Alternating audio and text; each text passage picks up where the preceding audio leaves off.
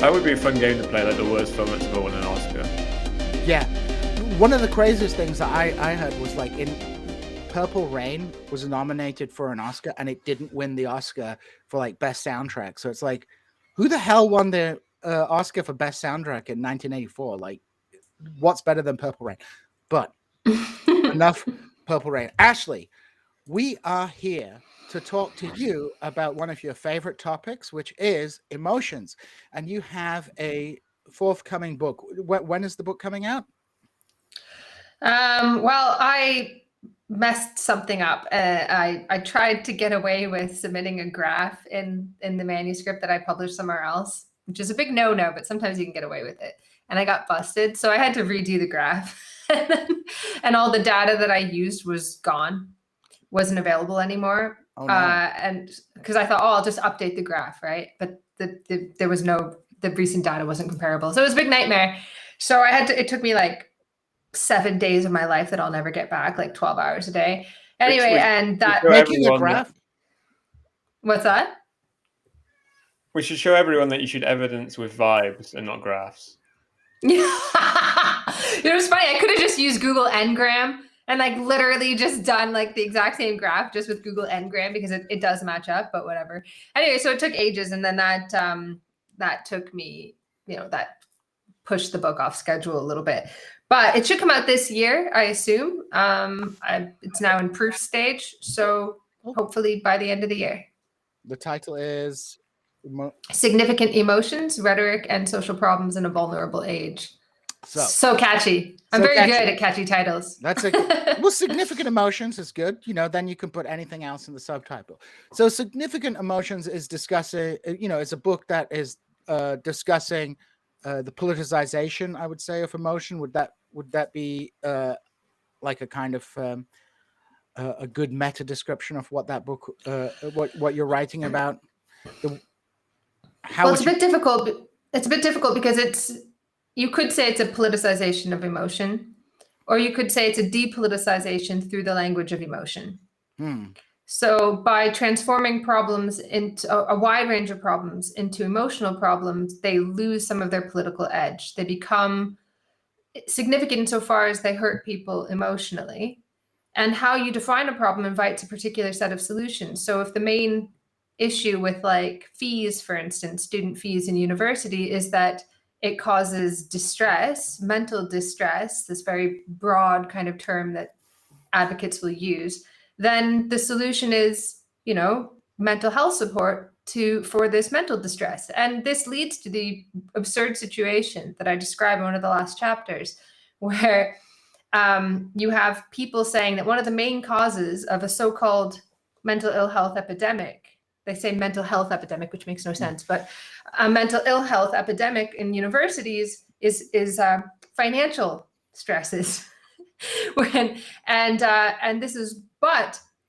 It is necessary to keep fees high. We need to be very careful about any kind of campaign to reduce fees, because then we can't get the support to students who need it, right? So the fees are the cause of mental health problems, but the fees pay for the professionals to deal with the mental health problems, which, by the way, you can't access anyway.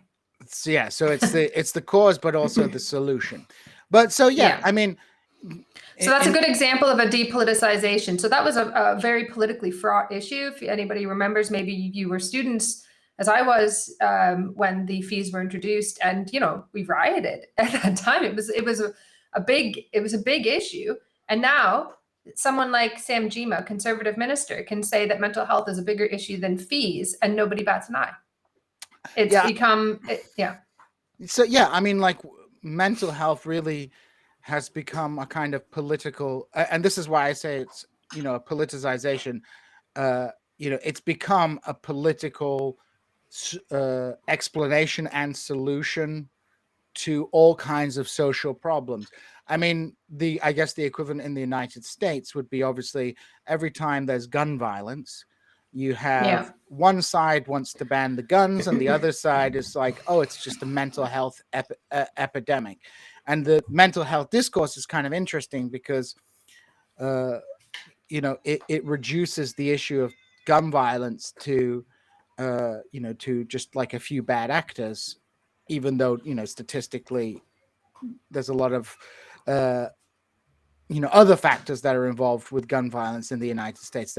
And that's not to say I'm like favorable of like banning all guns, but like this whole it's a mental health issue or there's too many guns issue seems like a very kind of depoliticizing technocratic approach to a problem, which if you look at the cause base of it is related to like severe social and material conditions in American society that is creating violence. And as you're saying with the example of the university, people are like, oh, students are all sad because of the fees. Well, yeah, it's because the fees are a massive amount of stress for them. That's the problem. So you see this this mental health discourse is a way to neutralize problems. Is that how you would put it? I suppose so. It transforms wicked issues, very, very difficult to solve issues, and issues that appear increasingly insoluble in the context of capitalism. It transforms these into something that appears more isolable, more soluble. So the gun issue in America is famously a wicked issue. This is a very, very difficult issue, and it's proven resistant to solutions. But when you transform it into a mental health problem, then it appears soluble. All you need to do is train these professionals to go into people's individual lives and give them these interventions and these treatments, and you'll solve this problem. And of course, that's not really how society works. Society is incredibly complex. And what winds up happening, so you just think, well, it's just this individual. And people will say, oh, well, it's a very complex issue in society, blah, blah, blah. But the end point is that it messes up the individual. It all resolves in some sort of disorganization within the mind of the individual. And so you can go in and kind of deliver these targeted interventions at the individual level and solve the problem. Oh, it's a mental health problem, so we will solve it in this way. And it's convincing. It's a very convincing story. But of course, as I was saying, society is incredibly complex, and there are very few monocausal problems, very few things that can be solved by an individualized intervention. And so what winds up happening is inevitably these sorts of things fail. And then there's just something else that comes up. Another fad will come up. Oh, well, it's not mental health. We need to be promoting X. It was self-esteem in the 80s and 90s, and then it was promoting mental health, and then it was like, oh, we need to promote well-being, and then mental health and mindfulness. There's always something. And it's never like, well, maybe we need to have like a grown-up conversation about deep structural inequalities in society, or like alienation or anomie or a sense of normlessness and meaninglessness, or the lack of, I don't know, rites of passage for young people.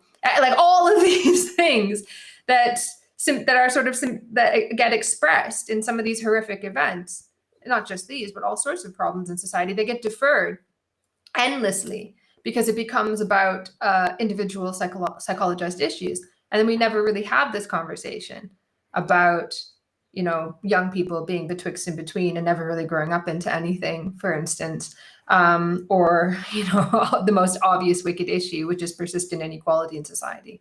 And the fact that violence tends to be concentrated there.